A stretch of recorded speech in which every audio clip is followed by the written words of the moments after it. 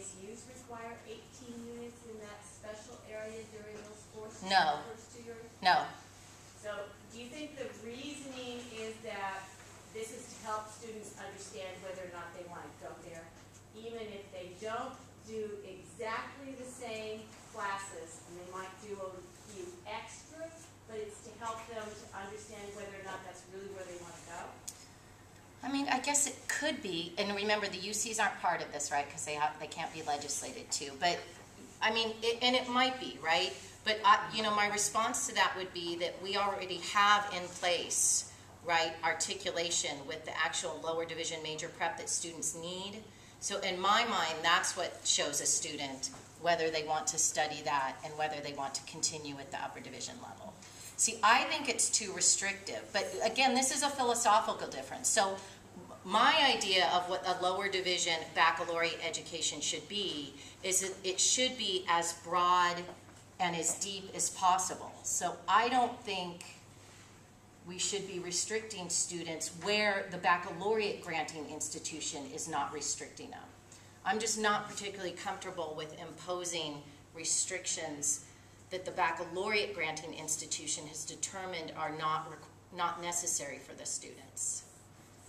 So I don't know. I mean, and then I'll get to, so, or I'm going to forget. So kind of where I'm standing on it now, and again, I've just been embroiled. I get more gray hairs every day. Is that I think, and I'm talking to the Pierce Senate and curriculum about this, I think we should wait for the statewide models, because I think we should give our statewide Senate, and the CSU Senate also that's what they're hoping, that we'll all adopt the statewide model. So I think we should give it a chance to succeed, right? Or we should at least see what they come up with. And then we can decide at the local level whether it meets, whether we agree as the discipline faculty in those areas, or whether it meets the needs of our students, and go from there. Because again, we don't have to adopt them. So that's kind of my 2 cents on where I've ended up in all of it. At first I was like, forget it, we should just design our own degrees, we know how to do it, we know what our students need, but now I can see there is a benefit to having a statewide model, or I'm willing to kind of remain open-minded about it. Terry, you had a question? Yeah, the question I have, and I have not seen the answer, and I've been looking for it, and maybe you've seen it and I dismissed it. There are a number of majors that have no lower division major prep. Communication studies is one, my field. I know. So what do we do for a student who wants that? Do we create? Are they saying let's create and make them run through 18 minutes of courses that will mean communication studies is and here's the disciplines that we're starting on are not related to the top transfer majors at the CSU. So I'm not really comfortable with that. And one of the majors they're starting on is communications, which not only is one of the ones that has the most variance, some have no lower division major prep. So is that what we're going to do? Just go, here's 18 units that we think you should take. And I don't find, I'm also not comfortable with, and this was quite honestly because of the CSU chancellor who just threw his faculty under the bus. I also don't think it's a particularly collegial way to do business with each other for our students, right? We get to define the 18 units and you have to accept it. There you go. So we're being encouraged to talk to the CSU faculty, but they have to take it. So needless to say, there is a lot of just disinterest and apathy at their level, which I can understand. They're like, well, we have to take it, so I guess we'll just wait and see what you guys do. The irony here is precious because I'm usually on the receiving end of this statement. It's the 18 units is already written into statute. Into Title V. SB 1440, did that go directly to Title V or did that go to Ed Code? Usually legislative actions go into Ed Code. I don't know. I'm thinking because it was a Senate bill signed into law by the governor, I'm thinking that this went into statute. That 18 units is there in statute. We can't change that. Well, actually, I talked to... We need to implement it because we cannot, at this point, we can't change it. Yeah, at this point we can't. But I did talk to Padilla's office about that, and they said, look, if you guys change that in Title V, it's an easy fix on our end. Like they said, we don't care, but they didn't. They're like, the 18 units don't matter to us. Like, we're not, but that's what you all said that had to be in there or you wouldn't support the bill. See, they needed the California Community College Senate to support the bill, and we wouldn't support it without the 18-unit language in there. It was all very political. You know, I'm just brainstorming here.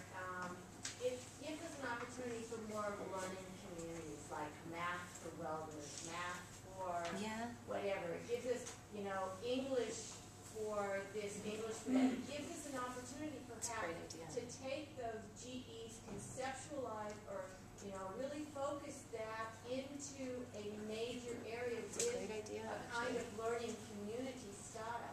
It's a great, that's a great point. I mean, you're right? If you took some of the GE, I mean, even those golden 4, like written communication or oral communication or critical thinking, right? And you embedded them in some of the courses that students are taking for their major, like that kind of idea, or do a learning community with those courses. I mean, at least then you're getting students what we know they need. It's contextualized, and some of the research says that works best. Yeah, absolutely. No, that's a great idea. Something for us to consider. Right. I think that's a great idea. Anything else? Any other questions for Lizzie? Thank you. What kind of timeline are we looking at? Well, we all have to have one by fall 2011. And I guess at plenary, the ASCCC plenary is next month. They'll have some more info for us. I mean, I think they're hoping to have a few of the statewide models, 2 or 3, maybe by early spring to show us, is my guess. I'm guessing on that. I don't know. That's my best sense of it. But we haven't been given clear. Is that? Task force on right now. Oh yeah, there's a task force, right, that they meet next week for the first time. There's not an articulation for this month. I know. Yes. I have one more question. What happens to the PE graduation requirement? Well, remember, all of our local graduation requirements remain unchanged, right? So that stays there, and we keep our existing degrees, we can still design new degrees, so that stays. We still have our local graduation plans, but for this degree, right, so this is a brand new, all different degree. For this degree, it's IGETC or CSUGE, no local requirements. So remember that health and PE can be applied towards CSU Area E, but we can't require them to take those courses to fulfill CSUGE. There's other options they could take. But I always remind everyone, right, that Pierce has been letting students do this forever, and it didn't affect our PE or health enrollment at all. In fact, in our last 2 hiring cycles, we've hired both a full-time tenure track health and PE instructor because we had the need for it. So it didn't affect our enrollment 1 iota, zippo, in those courses. Just because this is going to be something that I'm directly going to be involved in, my inclination right now has been, because there's been so much, what I see is running in circles, to monitor the traffic, what's going on.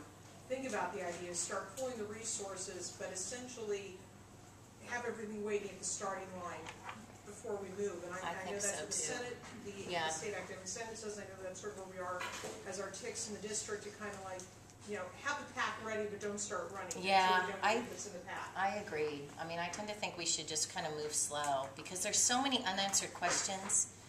But I think we need to see what some of those answers are going to be and how this is going to play out. And the challenge for all of us will be when we're counseling students, right? I mean, we're already getting student questions about this. Hey, what about this degree? I want to get this. So to have to explain to them, it's a guarantee to the system, not to the campus. You don't need it to transfer. You can do these paths instead. What's the benefit? Will I have to repeat courses after? I don't know. I mean, so that's the challenge. Even the CSU, Eric Forbes, he was at CSUN, and now he's at the CSU Chancellor's